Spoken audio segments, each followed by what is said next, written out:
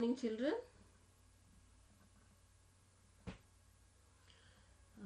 Children, ಈಗ ನೀವು ಇಲ್ಲೇನು ನೋಡ್ತಾ ಇದ್ದೀರಾ?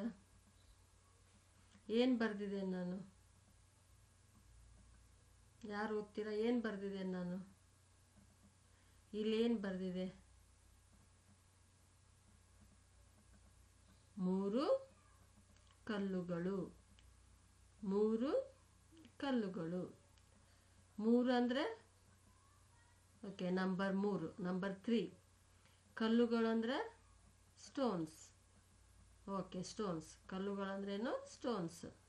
ಓಕೆ, ಈಗ ಸುಮಾರು ನೀವೆಲ್ಲರೂ ಕಲ್ಲುಗಳನ್ನು ನೋಡಿದ್ದೀರಾ ಅಲ್ವಾ? ಎಲ್ಲರೂ ಕಲ್ಲುಗಳನ್ನು ನೋಡಿದ್ದೀರಾ? ಓಕೆ, ಕಲ್ಲುಗಳು ಕೆಲಸ ಏನು ಮಾಡ್ತವೆ? ಏನು ಕೆಲಸ ಮಾಡ್ತವೆ ಕಲ್ಲುಗಳು? ಏನು ಕೆಲಸ ಮಾಡ್ತವೆ ಕಲ್ಲುಗಳು? ಏನೂ ಇಲ್ಲ. ಹೌದು, ಏನು ಕೆಲಸ ಮಾಡಲ್ಲ. ಸೊ ಕಲ್ಲಿಂದ ನಮಗೇನು ಉಪಯೋಗ ಇದೆ? What any uses from the stones? Do you have any uses from the stone? Do we use the stones? Yes, ನಾವು ಕಲ್ಲುಗಳನ್ನು ಯೂಸ್ ಮಾಡ್ತೇವೆ. ಅಫ್ಕೋರ್ಸ್ ನಮಗೆ ಕಲ್ಲುಗಳಿಂದ ತುಂಬ ಉಪಯೋಗನೂ ಸಹ ಇದೆ. ಕಲ್ಲುಗಳಿಂದ ನಾವು ಮನೆ ಫೌಂಡೇಶನ್ ಕಟ್ತೇವೆ, ಕಲ್ಲುಗಳಿಂದ ಮನೆ ಕಟ್ತೇವೆ, ಗೋಡೆ ಕಟ್ತೇವೆ. ಹೌದು, ಕಲ್ಲುಗಳಿಂದ ನಾವು ತುಂಬ ಸಹಾಯವನ್ನು ತಗೋತೇವೆ. ಸೊ ಇಲ್ಲಿ ನಾನು ಯಾಕೆ ಬರೆದೆ ಅಂತ ನಿಮಗೆ ಆಶ್ಚರ್ಯ ಆಗ್ತಾ ಇದೆ. 3 ಕಲ್ಲುಗಳು. ಯಾಕೆ ಟೀಚರ್ 3 ಕಲ್ಲುಗಳು ಅಂತ ಹೇಳ್ತಾ ಇದ್ದಾರೆ? ಯಾಕೆ 2 ಕಲ್ಲು ಹೇಳ್ತಾ ಇಲ್ಲ, 4 ಕಲ್ಲು ಹೇಳ್ತಾ ಇಲ್ಲ ಅಲ್ವಾ? ಸೊ ಅದ್ರ ಬಗ್ಗೆ ನಿಧಾನ ತಿಳ್ಕೊಳ್ಳೋಣ. ನಾನು ಯಾಕೆ ಇಲ್ಲಿ 3 ಕಲ್ಲುಗಳಂತ ನಾನಿಲ್ಲಿ ಬರೆದಿದ್ದೇನೆ. ಸೊ ಇಲ್ಲಿ ಫಸ್ಟ್ ಪ್ರಶ್ನೆ, ಕಲ್ಲು ಎಂದರೇನು? ಯಾರು ಹೇಳ್ತೀರಾ? ಕಲ್ಲು ಅಂದರೆ ಏನು? ಓಕೆ, ಯಾರು ಹೇಳ್ತೀರಾ? ಕಲ್ಲು ಅಂತ ಹೇಳಿದ್ರೆ ಏನು? ಓಕೆ, ಕಲ್ಲು ಅಂದರೆ ಅದೊಂದು ಜೀವ ಇಲ್ಲದಂಥ ವಸ್ತು. ಹೌದು, ಕಲ್ಲು ಅಂತಂದರೆ ಬಂಡೆ. ಅದು ಬಂಡೆ ಚೂರಾಗಿರ್ಬೋದು, ಅಥವಾ ಮಣ್ಣಿನಲ್ಲಿರುವಂಥ ಕಲ್ಲಾಗಿರ್ಬೋದು, ಯಾವುದೇ ಕಲ್ಲು. ಕಲ್ಲು ಅಂತಂದ್ರೇನು? ನಮಗೆ ಭೂಮಿಯಲ್ಲಿ ಸಿಗುವಂಥ ಒಂದು ವಸ್ತು ಇದು ಕಲ್ಲು ಅಂತ ಹೇಳಿದ್ರೆ. ಓಕೆ, ಸೆಕೆಂಡ್, ಕಲ್ಲಿಗೆ ಜೀವ ಇರುತ್ತಾ?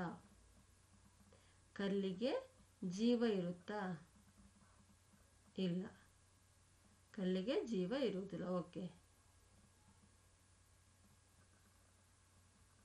ಹೌದು, ಕಲ್ಲಿಗೆ ಜೀವ ಇರುವುದಿಲ್ಲ. ಕಲ್ಲು ಒಂದು ಸಜೀವ, ನಿರ್ಜೀವ, ಯಾವುದು? Living or non living? So ಕಲ್ಲು ಒಂದು ನಾನ್ ಲಿವಿಂಗ್ ವಸ್ತು. ಕಲ್ಲಿಗೆ ಜೀವ ಇರುವುದಿಲ್ಲ. ಆಮೇಲೆ 3ನೇ ಪ್ರಶ್ನೆ, ಶಿಲ್ಪಿ ಯಾರು? ಶಿಲ್ಪಿ ಅಂದರೆ ಯಾರು?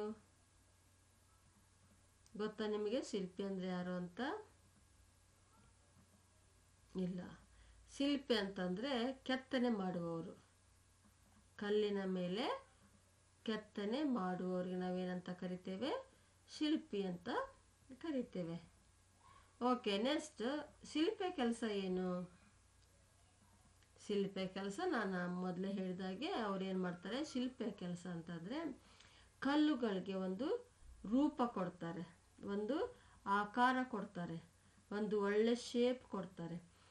ಅದು ಒಂದು ದೇವಸ್ಥಾನನೇ ಆಗಿರ್ಬೋದು, ಅಥವಾ ಒಂದು ಕಳಶ ಆಗಿರ್ಬೋದು, ಅಥವಾ ಯಾವುದಾದ್ರೂ ದೇವರ ಮೂರ್ತಿ ಆಗಿರ್ಬೋದು, ಅಥವಾ ಯಾವುದೋ ಒಂದು ಹೀರೋಗಳ ಚಿತ್ರ ಆಗಿರ್ಬೋದು, ಪ್ರಾಣಿಗಳ ಚಿತ್ರ ಆಗಿರ್ಬೋದು, ಪಕ್ಷಿಗಳ ಚಿತ್ರ ಆಗಿರ್ಬೋದು. ಸೊ ಈ ಕೆಲಸ ಕೆತ್ತನೆ ಮಾಡೋದಕ್ಕೆ, ಓಕೆ, ಕಲ್ಲಿನ ಮೇಲೆ ಮಾಡುವಂಥವ್ರಿಗೆ ನಾವೇನಂತೇವೆ? ಶಿಲ್ಪಿ ಅಂತ ಹೇಳ್ತೇವೆ. ಆ ಶಿಲ್ಪಿ ಮಾಡುವಂಥ ಕೆಲಸ ಏನಂತಂದರೆ ಒಂದು ಕೆತ್ತನೆ, ಒಂದು ರೂಪ ಕೊಡುವಂಥದ್ದು. ಅವನು ಆ ಕಲ್ಲಿಗೆ ಏನು ಮಾಡ್ತಾನೆ? ಕೆತ್ತನಿಂದ ಕೆತ್ತಿ ಕೆತ್ತಿ ಕೆತ್ತಿ ಏನು ಮಾಡ್ತಾರೆ? ಅವರೊಂದು ರೂಪ ಕೊಡ್ತಾರೆ. ಸೊ ಅದು ಶಿಲ್ಪಿಯ ಕೆಲಸ. ಓಕೆ ಚಿಲ್ಡ್ರನ್, ಈಗ ನಾನು ಇದು ಯಾಕೆ ಹೇಳಿದೆ ಅಂತಂದರೆ, ಮೂರು ಕಲ್ಲುಗಳು ಅಂತಂದರೆ, ನೀವು ಈಗ ನಿಮಗೆ ಹೊಸ ಪಾಠ ಇದು, ನೀವು ಪೇಜ್ ನಂಬರ್ 52 ತೆಗೆದ್ರೆ ನಿಮ್ಗೆ ಗೊತ್ತಾಗುತ್ತೆ. ಅಲ್ಲಿ ಪಾಠ ಬರುತ್ತೆ, 9ನೇ ಪಾಠ, 3 ಕಲ್ಲುಗಳು ಅಂತ. 3 ಕಲ್ಲುಗಳು. ಈಗ ಕಲ್ಲಿನಿಂದ ನಮಗೆ ತುಂಬ ಸಹಾಯ ಆಗ್ತದೆ ಅಂತ ನೀವು ಹೇಳಿದ್ದೀರಾ. ಈಗ ನಾನು ಹೇಳ್ತಿದ್ದೇನೆ, ಕಲ್ಲು is a symbol of strength. So ಕಲ್ಲು ಒಂದು ಸ್ಟ್ರಾಂಗ್ ಆದಂಥ ವಸ್ತು. ಅದಕ್ಕೆ ಜೀವ ಇರುತ್ತಾ ಇಲ್ಲ ಗೊತ್ತಿಲ್ಲ, ಜೀವ ಮಾತ್ರ ಇರುವುದಿಲ್ಲ. ಸೊ ಶಿಲ್ಪಿ ಅಂದರೆ ಕೆತ್ತನೆಯನ್ನು ಮಾಡುವಂಥ ಒಬ್ಬ ಮನುಷ್ಯನಿಗೆ ನಾವೇನಂತೇವೆ, ಶಿಲ್ಪಿ ಅಂತ ಕರಿತೇವೆ. ಅವರ ಕೆಲಸ ಏನಂತಂದರೆ ಕೆತ್ತನೆ ಮಾಡುವುದು, ಬೇರೆ ಬೇರೆ ಮೂರ್ತಿಗಳನ್ನು ಕಲ್ಲಿನ ಮೇಲೆ ಕೆತ್ತುವುದು. ಸೊ ಈಗ ಇದು 3 ಕಲ್ಲುಗಳು ಈಗ ನಿಮ್ಮ ಬುಕ್ಕಿನಲ್ಲಿ ಇದೆ ನೋಡಿ. ಪಾಠ 9 3 ಕಲ್ಲುಗಳು. ಪಾಠ 9 3 ಕಲ್ಲುಗಳು. ಸೊ ಈಗೆಲ್ಲ ನೀವೆಲ್ಲ ಪಿಕ್ಚರ್ ನೋಡ್ತಾ ಇದ್ದೀರಾ. ನಾನು ಆ ಪಿಕ್ಚರ್ ಬಗ್ಗೆ ನಿಮಗೆ ಲಾಸ್ಟ್ ಹೇಳ್ತೇನೆ. ಈಗ ಇಲ್ಲಿ ಒಂದು ನಿಮಗೆ ಪಾಠ ಶುರು ಆಗುತ್ತೆ. ಸೊ ನಾನು ನಿಮಗೆ ಮೊದಲೇ ಹೇಳಿದಾಗೆ, ಕಲ್ಲಿಗೆ ಜೀವ ಇರುತ್ತಾ? ಕಲ್ಲಿಗೆ ಜೀವ ಇರುವುದಿಲ್ಲ. ಆದರೆ ಈಗ ಇಲ್ಲಿ ನೀವು ಪಿಕ್ಚರ್ ನೋಡ್ಬೋದು, 1 2 3 ಕಲ್ಲುಗಳು ಇಲ್ಲಿದ್ದಾವೆ. 1 2 3 ಕಲ್ಲುಗಳು ಇಲ್ಲಿದ್ದಾವೆ. ಇವಾಗ ಈ ಕಲ್ಲು ನೋಡಿ, ಈ ಕಲ್ಲು ನೋಡಿ, ಈ ಕಲ್ಲು ನೋಡಿ. ಈಗ ಯಾವ ಕಲ್ಲಿಗೆ ಸ್ವಲ್ಪ ಜೀವ ಇದ್ದಾಗೆ ಕಾಣಿಸುತ್ತೆ? ಯಾವ ಕಲ್ಲಿಗೆ ಜೀವ ಇದ್ದಂಗೆ ಕಾಣಿಸುತ್ತೆ? ಓಕೆ, 3ನೇಯ ಕಲ್ಲು. ಓಕೆ, 3ನೇ ಕಲ್ಲಿಗೆ ಜೀವ ಇದ್ದ ಹಾಗೆ ಕಾಣಿಸುತ್ತೆ. ಯಾಕಂದರೆ ಇವರು ಶಿಲ್ಪಿ ಆದಂಥವ್ರು ಏನು ಮಾಡ್ತಾ ಇದ್ದಾರೆ, ಇಲ್ಲಿ ಕೆತ್ತನೆ ಮಾಡ್ತಾ ಇದ್ದಾರೆ. ಕೆತ್ತನೆ ಮಾಡಿ ಒಂದು ಬ್ಯೂಟಿಫುಲ್ ಮೂರ್ತಿ ಅವರು ಮಾಡಿದ್ದಾರೆ, ಕಲ್ಲಿನಲ್ಲಿ ಕೆತ್ತನೆಯಿಂದ ಮಾಡಿದ್ದಾರೆ. ಸೊ ಈಗ ನಾವು ಇಲ್ಲಿ ನೋಡ್ತೇವೆ, ಏನೋ ಒಂದು ನೋಡಿದ್ರೆ ನಮ್ಗೆ ಏನಿಸುತ್ತೆ, ಇದು ಒಂದು ಡಮ್ಮಿ ಪಿಕ್ಚರ್ ಆಗಿ ಕಾಣಿಸುತ್ತೆ. ಈಗ ಅದನ್ನೇ ನಾವು ಇಲ್ಲಿ ಒಂದು ಮೂರ್ತಿ ನೋಡಿದರೆ, ಸೊ ಅದು ನಮಗೆ ಜೀವ ಇದ್ದಂಗೆ ಅನಿಸುತ್ತೆ. ಯಾಕಂದರೆ ಅದರಲ್ಲಿ ಒಂದು ಮೂರ್ತಿ ಇದೆ. ಸೊ ಇದಕ್ಕೆ 3 ಕಲ್ಲುಗಳು. ಇದು ಒಂದು ಕತೆ, ಗದ್ಯ ರೂಪದಲ್ಲಿ ಒಂದು ಕತೆ. ಬಟ್ 3 ಕಲ್ಲುಗಳು. ಈಗ ಒಂದೊಂದಾಗಿ ನಾವು ಪಾಠ ಓದ್ತಾ ನಾನು ನಿಮಗೆ ಎಕ್ಸ್ಪ್ಲೇನ್ ಮಾಡ್ತೇನೆ ಏನು ಇದ್ರದ್ದು ಕತೆ, ಈ 3 ಕಲ್ಲಿನ ಕತೆ ಏನಂತ ಈಗ ನಾವು ಈ ಪಾಠದ ಮೂಲಕ ತಿಳಿದುಕೊಳ್ಳೋಣ. ಪಾಠ 9 3 ಕಲ್ಲುಗಳು. ಇಲ್ಲಿ ಒಬ್ಬ ಶಿಲ್ಪಿ ಸುಂದರವಾದ ಮೂರ್ತಿಗಳನ್ನು ಕೆತ್ತಲು 3 ಕಲ್ಲುಗಳನ್ನು ತಂದನು. ಒಬ್ಬ ಶಿಲ್ಪಿ ಸುಂದರವಾದ ಮೂರ್ತಿಗಳನ್ನು ಕೆತ್ತಲು 3 ಕಲ್ಲುಗಳನ್ನು ತಂದನು. ಮೊದಲನೆಯ ಕಲ್ಲನ್ನು ತೆಗೆದು ಅದನ್ನು ಊಳಿ ಮತ್ತು ಸುತ್ತಿಗೆಯಿಂದ ಕೆತ್ತಲು ಪ್ರಾರಂಭಿಸಿದನು. ಮೊದಲನೆಯ ಕಲ್ಲನ್ನು ತೆಗೆದು ಅದನ್ನು ಉಳಿ ಮತ್ತು ಸುತ್ತಿಗೆಯಿಂದ ಕೆತ್ತಲು ಪ್ರಾರಂಭಿಸಿದನು. ಆಗ ಆ ಕಲ್ಲು ಶಿಲ್ಪಿಯ ಹೇಟನ್ನು ತಾಳದಾಯಿತು. ಆಗ ಆ ಕಲ್ಲು ಶಿಲ್ಪಿಯ ಹೇಟನ್ನು ತಾಳದಾಯಿತು. ಅಯ್ಯೋ ಶಿಲ್ಪಿಯೇ, ನಾನು ಹೇಟನ್ನು ಸಹಿಸಲಾರೆ. ಅಯ್ಯೋ ಶಿಲ್ಪಿಯೇ, ನಾನು ಹೇಟನ್ನು ಸಹಿಸಲಾರೆ. ನನ್ನನ್ನು ಬಿಟ್ಟು ಬಿಡು, ನನ್ನನ್ನು ಬಿಟ್ಟು ಬಿಡು ಎಂದಿತು. ಶಿಲ್ಪಿ ಕಲ್ಲಿನ ಮಾತನ್ನು ಕೇಳಿ ಅದನ್ನು ಪಕ್ಕಕ್ಕೆ ಇಟ್ಟನು. ಶಿಲ್ಪಿ ಕಲ್ಲಿನ ಮಾತನ್ನು ಕೇಳಿ ಅದನ್ನು ಪಕ್ಕಕ್ಕೆ ಇಟ್ಟನು. ಓಕೆ ಚಿಲ್ಡ್ರನ್, ಈಗ ಇದು ಕತೆ, 3 ಕಲ್ಲಿನ ಕತೆ.